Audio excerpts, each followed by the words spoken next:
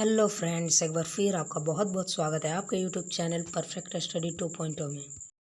तो दोस्तों, आज हम लोग क्लास 9th का जो सब्जेक्ट है SST यानी सोशल साइंस, उसका आज कुछ हम लोग VVI क्वेश्चन करने वाले हैं जो सेकेंड टर्म के एग्ज़ाम में आपको कुछ पूछ सकता है। साथ ही साथ आज हम लोग मानचित्र पर भी चर्चा करने वाले हैं, जो मानचित्र भी आएगा। तो चलिए वीडियो को शुरू करते हैं। वीडियो शुरू करने से पहले अपने दोस्तों के पास ज़रूर से ज़रूर शेयर कर दीजिएगा, उनको भी बहुत हेल्प हो जाएगा। देख लीजिए, जो सबसे पहला क्वेश्चन है वो है भारत के जलवायु को प्रभावित करने वाले कौन कौन से कारक है। तो देख सकते हैं भारत के जलवायु को प्रभावित करने वाले कारक है। पहला में है अक्षांश, ऊंचाई, वायुदाब, पवन, समुद्र से दूरी, पश्चिमी विक्षोभ तथा महासागरीय धाराएं। ये सब है जो भारत के जलवायु को प्रभावित करते हैं। ठीक है, समझ गए दोस्तों।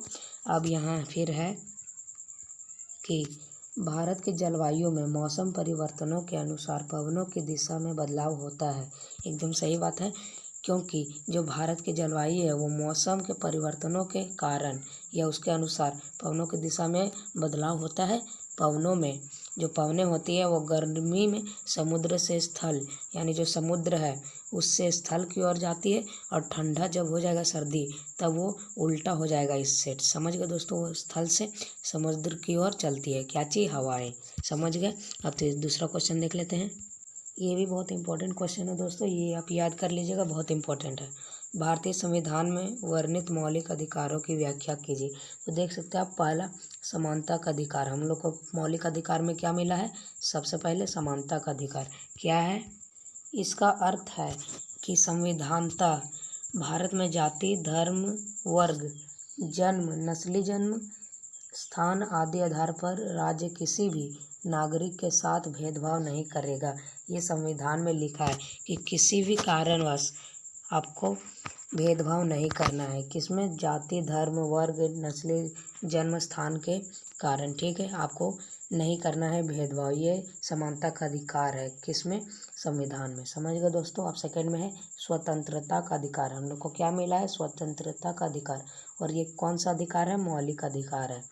भारत के सभी नागरिकों को सभी प्रकार का विचार प्रकट करने, भाषण देने और अपने तथा अन्य व्यक्तियों के विचारों के प्रकार के स्वतंत्रता प्राप्त है। समझ गए दोस्तों। शांतिपूर्ण और बिना किसी शस्त्रों के सभा, जुलूस या प्रदर्शन आयोजित करने की स्वतंत्रता प्राप्त है।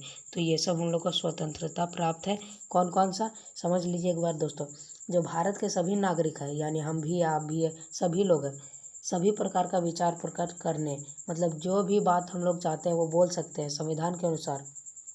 भाषण देने, जो हम लोग भाषण दे सकते हैं, और अपने अन्य व्यक्तियों के विचारों के प्रकार का स्वतंत्रता प्राप्त है। और जो दूसरे व्यक्ति है उनके जो विचार है वो भी प्रकट कर सकते हैं, उसका भी स्वतंत्रता है। शांतिपूर्ण और बिना किसी शस्त्रों के सभा, जुलूस या प्रदर्शन आयोजित करने का स्वतंत्रता प्राप्त है। और हम लोग को सभा जुलूस भी करने का स्वतंत्रता प्राप्त है बिना शस्त्रों के, और ये एकदम शांतिपूर्ण से हम लोग कर सकते हैं। और ये किसके कारण है? सब मौलिक अधिकारों के कारण है। समझ गए दोस्तों। थर्ड में है शोषण के विरुद्ध अधिकार। हम लोग शोषण के विरुद्ध अधिकार का जो स्वतंत्रता हम लोग को मिला है, आइए देख लेते हैं। इस अधिकार के तहत कोई भी व्यक्ति किसी का शोषण नहीं कर सकता। जैसे हरिजनों, स्त्रियों और भूमिहीन कृषकों का शोषण नहीं किया जा सकता, ये भी है। अब चौथा में है, देख लीजिए दोस्तों, धार्मिक स्वतंत्रता का अधिकार। ये भी हम लोग को मिला है। यहाँ प्रत्येक व्यक्ति को अपना धर्म का प्रचार प्रसार करने का अधिकार प्राप्त है। सही बात है एकदम। कोई भी व्यक्ति किसी भी धर्म को मान सकता है, उसे अपना धर्म चुनने का अधिकार प्राप्त है। एकदम सही बात है। जो मौलिक अधिकार है, ये इसके कारण हम लोग को कोई भी धर्म चुनने का अधिकार है। हम लोग कोई भी धर्म चुन सकते हैं। समझिए। अब पाँचवा में देख लेते हैं।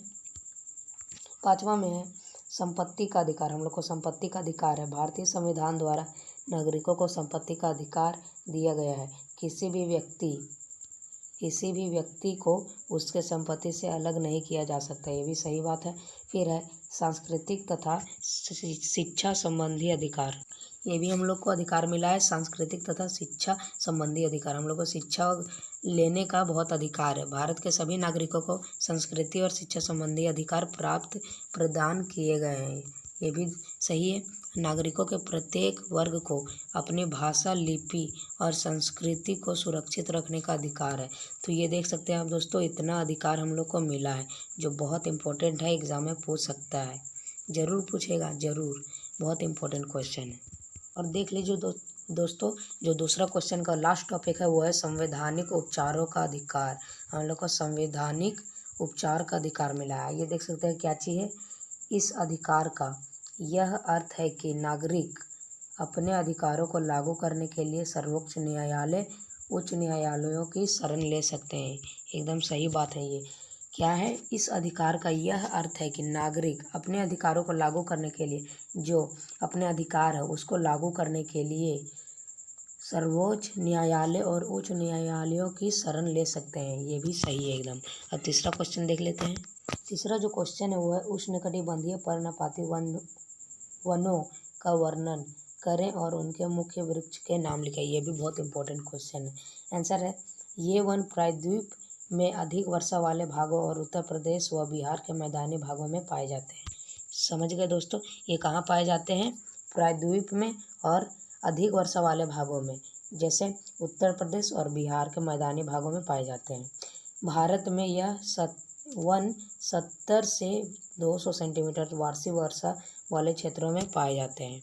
कितने वर्षा मतलब वार्षिक वर्षा वाले क्षेत्रों में 70 से 200 सेंटीमीटर वार्षिक वर्षा वाले। जल की उपलब्धता के आधार पर इन वनों को आर्द्र और शुष्क पर्णपाती वन में बांटा गया है। इसमें ज़्यादा वन जो वन है इसमें ज़्यादा जल का उपलब्धता ज़्यादा है, इसलिए इनको क्या बोलते हैं? शुष्क और आर्द्र पर्णपाती वन कहते हैं। फिर यहाँ देख सकते हैं इसके प्रमुख वन कौन कौन से हैं, यानी जो वृक्ष है सागौन इन वनों की प्रमुख प्रजाति है। जो मेन है वृक्ष वो है सागौन, प्रमुख प्रजाति है। फिर है बांस, साल, शीशम, चंदन, रवेर, कुसुम, अर्जुन तथा शहतूत के वृक्ष व्यापारिक महत्व वाली प्रजाति हैं। समझ गए दोस्तों कि इतना वन पाया जाता है कहाँ? उष्णकटिबंधीय पर्णपाती वन में। तो दोस्तों इतना ही क्वेश्चन था। अब हम लोग जो मैं बोला था पहले कि मानचित्र है उससे संबंधित आज हम लोग देखेंगे। तो चलिए मानचित्र वाला देख लेते हैं। 3 है मानचित्र, उसमें बहुत इंपॉर्टेंट है, आपको पूछ सकता है क्वेश्चन। तो देख लीजिए दोस्तों, क्वेश्चन क्या है? भारत के मानचित्र पर 100 सेंटीमीटर से 200 सेंटीमीटर वर्षा वाले क्षेत्रों को छायांकित करें। तो चलिए हम लोग जो भारत का मानचित्र है उस पर छायांकित करते हैं। तो देख लीजिए दोस्तों, जो 100 सेंटीमीटर से 200 सेंटीमीटर तक वार्षिक वर्षा होता है वो है यहाँ। आप देख सकते हैं जो ज़्यादा ब्लू कलर का है वो है यहाँ से आप देख सकते हैं, ये जितना ब्लू कलर का है, जितना मानचित्र में दिखाया गया है, ये 100 सेंटीमीटर से 200 सेंटीमीटर तक वार्षिक वर्षा होता है। यहाँ भी है। समझ गए दोस्तों इतना। तो यहाँ आप इस तरह आप छायांकित करके लिख सकते हैं कि यहाँ 100 सेंटीमीटर से 200 सेंटीमीटर तक वर्षा होती है। ये आप लिख सकते हैं। आप देख सकते हैं, आप स्क्रीनशॉट ले सकते हैं या कॉपी में आप रिवीजन कर सकते हैं, याद हो सकता है आपको। बहुत ईजी है। भारत का पहले मानचित्र आपको बना लेना है और उसमें जो 100 सेंटीमीटर से 200 सेंटीमीटर तक है वह आप ये छायांकित कर सकते हैं। फिर अब दूसरा क्वेश्चन देख लेते हैं मानचित्र वाला। देख लीजिए दोस्तों, क्वेश्चन के हैं, दिए गए भारत के मानचित्र पर पर्वतीय वन को छायांकित करें। तो चलिए एक भारत का मानचित्र बना लेते हैं और उसमें पर्वतीय क्षेत्र का वो छायांकित करते हैं। तो दोस्तों देख लीजिए, ये भारत का मानचित्र है, आप देख सकते हैं। और इसमें आप ढूंढ सकते हैं कि कहाँ है जो पर्वतीय क्षेत्र है, आप बता सकते हैं। तो चलिए मैं बता दे रहा हूँ। देख सकते हैं आप जो पूरा बूंदाबांदी है, यहाँ जितना भी ये है इतना और यहाँ, ठीक है दोस्तों, इतना मतलब जहाँ ये बूंदाबांदी पूरा है ये पर्वतीय भाग है जो भारत का है। आप जानते ही होंगे जो उत्तर भारत है वह पर्वतीय इलाका है। यहाँ क्या है? हिमालय पर्वत है, इसलिए यहाँ पर्वतीय इलाका है। तो आप यहाँ इस तरह छायांकित कर सकते हैं कि यहाँ से पहले भारत का मानचित्र आप बना लेंगे, फिर उसमें यहाँ छायांकित कर लेंगे। बहुत ईजी है। इसी प्रकार अब थर्ड क्वेश्चन देख लेते हैं। देख लीजिए दोस्तों, ये बहुत इंपॉर्टेंट क्वेश्चन है, लिख के लीजिए, आ सकता है ये। भारत के मानचित्र पर निम्नलिखित नेशनल पार्क को चिन्हित कीजिए। सिमलीपाल, मानस, काजीरंगा। ये बहुत इजी आपको और 100% आ सकता है, तो ये आप गलती से भी मत छोड़िएगा। तो देख लीजिए दोस्तों कहाँ है ये। पूरा मैंने भारत का मानचित्र गूगल से डाउनलोड किया, आप देख सकते हैं। कहाँ आप बता सकते हैं कि कहाँ है? सतीलो मानचित्र मतलब जो नेशनल पार्क है, सबसे पहले देख लीजिए यह मानस नेशनल पार्क है, फिर है काजीरंगा नेशनल पार्क, फिर यहाँ है शिमली नेशनल पार्क। तीनों को दर्शाने बोला है, तो यहाँ हम लोग ने दर्शाया है, देख सकते हैं आप। तो आप कैसे पता कर सकते हैं कौन कौन से राज्य में है? ये उड़ीसा में, ये उड़ीसा में है। फिर काजीरंगा ये है असम में, असम में बोल सकते हैं। और ये मेघालय में है, मानस मेघालय में। तो आप ये आराम से बोल कर सकते हैं। तो ज़रूर ये सब क्वेश्चन आप रिवीजन करिएगा, 40 में 40 आप एग्ज़ाम में फोड़ सकते हैं। बहुत इजी इजी क्वेश्चन है। तो वीडियो कैसा लगा कमेंट में ज़रूर से ज़रूर बताइएगा, समझ गए। और वीडियो को लाइक कर दीजिएगा अगर आपको अच्छा लगा, वीडियो समझ में आया। तो चलिए नेक्स्ट वीडियो में मिलते हैं। जय हिंद जय भारत, थैंक्स फॉर वॉचिंग।